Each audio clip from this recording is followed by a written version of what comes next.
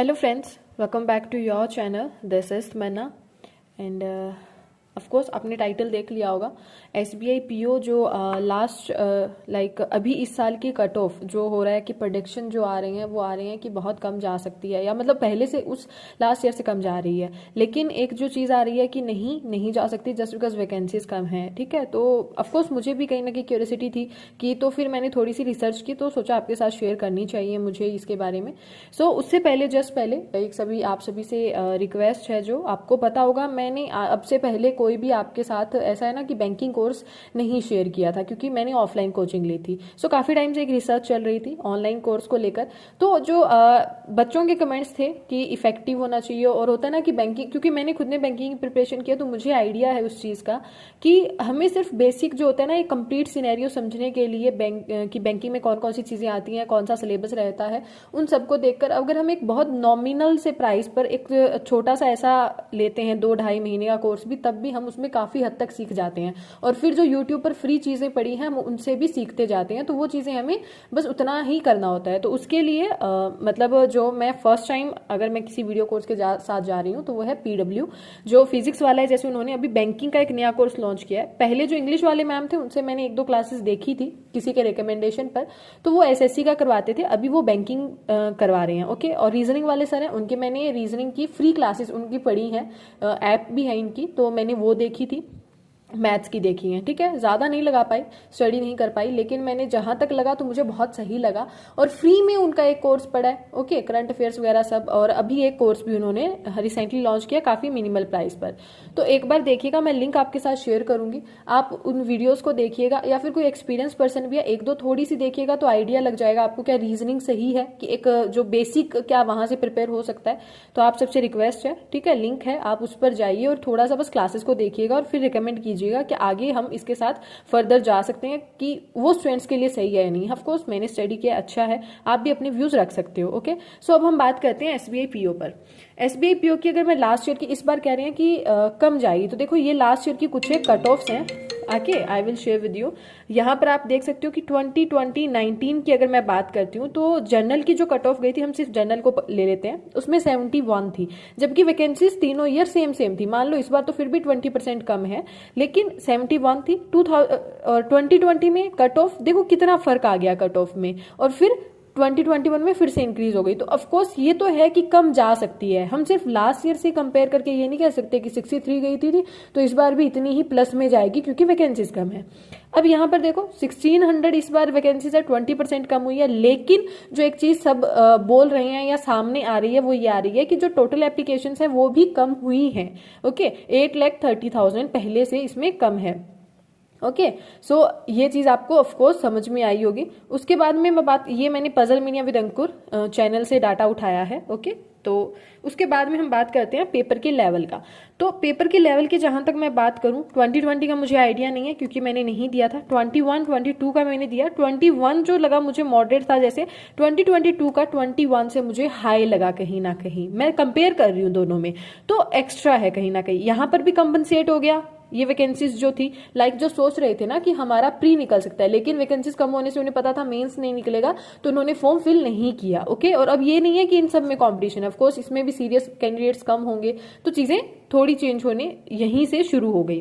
फिर यहाँ पे इस बार आपको अनएक्सपेक्टेड ज्यादा, मतलब ऐसा था कि हमें क्वेश्चंस बहुत ज्यादा, एक चीज तो क्लियर थी कि SBI PO में क्वेश्चंस ढूंढने पड़ेंगे, लेकिन इतनी ज्यादा रिसर्चिंग होगी कि मेरे साथ जो हुआ, मैथ्स का सेक्शन था, 1.5 मिनट मैंने लास्ट का ऐसे ही निकाल दिया ये देखने में कि मन्ना तुझे 22nd क्वेश्चन कौन सा करना है, लेकिन मुझे मिला नहीं। मतलब इस टाइप का मैथ्स आ रहा है। अगर हम बात करते हैं रीजनिंग में भी काफी अच्छा आ रहा है, जो 5-7 क्वेश्चन आ रहे हैं नॉर्मल, तो बाकी तो सारी पजल्स भरी पड़ी हैं।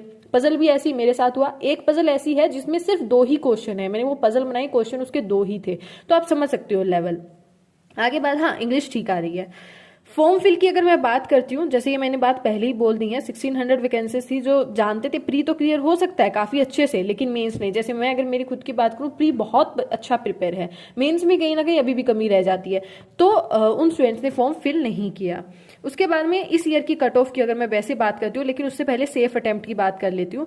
अगर कोई, जैसे बहुत सी शिफ्ट्स अब रही हैं, सारी शिफ्ट्स की अगर हम बात करते हैं, तो अगर कोई टफेस्ट शिफ्ट है, ठीक है, अगर उसमें आप 53 to 55 भी करके आ रहे हो ना, तो काफी अच्छा अटेम्प्ट है वो। और अगर मॉडरेट है, लाइक जो सबसे टफेस्ट शिफ्ट आ रही है, ठीक है, ये तो अब देखो या तो देने वाला बता सकता है, हम सबका डाटा, क्योंकि यहाँ पर एक चीज ये भी है, कोई भी अपने जो अटेम्प्ट्स है ना सारे के सारे सही नहीं बताते हैं, ओके, या फिर किसी के बहुत लो होते हैं तो वो भी शेयर नहीं करते हैं मोस्टली, और या फिर किसी के बहुत ही हाई होते हैं। मान लो कोई कर आया बहुत अच्छा है, अगर वो करके भी आया तो वो भी शेयर करने में ऐसा होता है कि वही है सुनने को मिलेगा। तो ये चीजें रहती हैं, रियल अटेम्प्ट सारे सभी हमें पता नहीं लग पाते हैं कि सामने वाला कितना करके आ रहा है, जब भी कॉम्पिटिशन में हम सब हैं, ठीक है। अब आप कुछ करके आ रहे हो, मैं कुछ करके आ रही हूँ, मैं आपका तो नहीं जानती हूँ ना, तो मैं सिर्फ अपने बिहाफ पर ये चीजें डिसाइड नहीं कर सकती हूँ।